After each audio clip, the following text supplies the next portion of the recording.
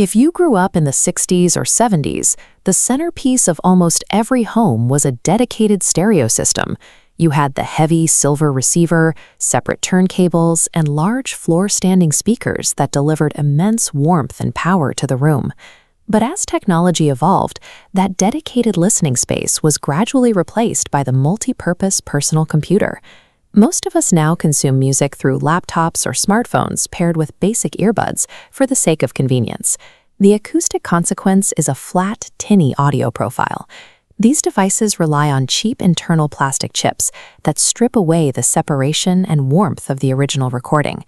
This creates a challenge for listeners who still want high-fidelity audio, but only have a small desktop or a narrow bookshelf to work with.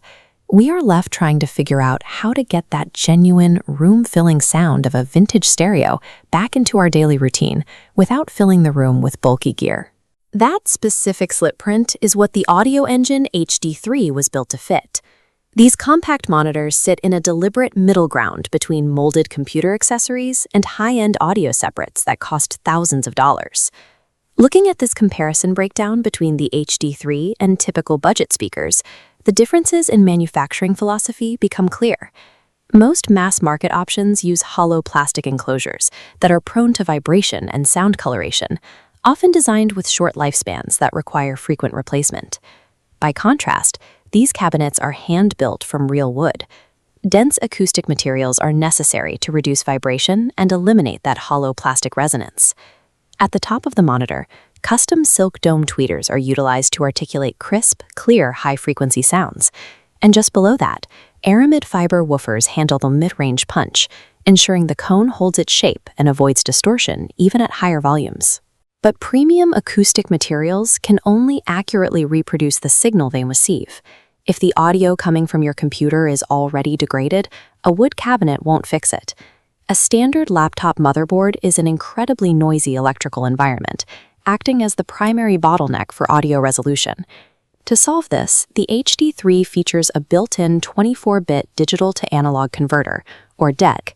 When connected via USB, the signal bypasses the computer's cheap internal sound card entirely.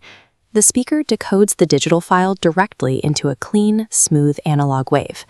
The USB input sits right on the rear panel, next to analog RCA ports for a turntable. It also features a Qualcomm aptX HD receiver and antenna to stream high-resolution audio from a phone without compression. Despite the complex internal engineering, integrating these inputs requires no network configuration or passwords.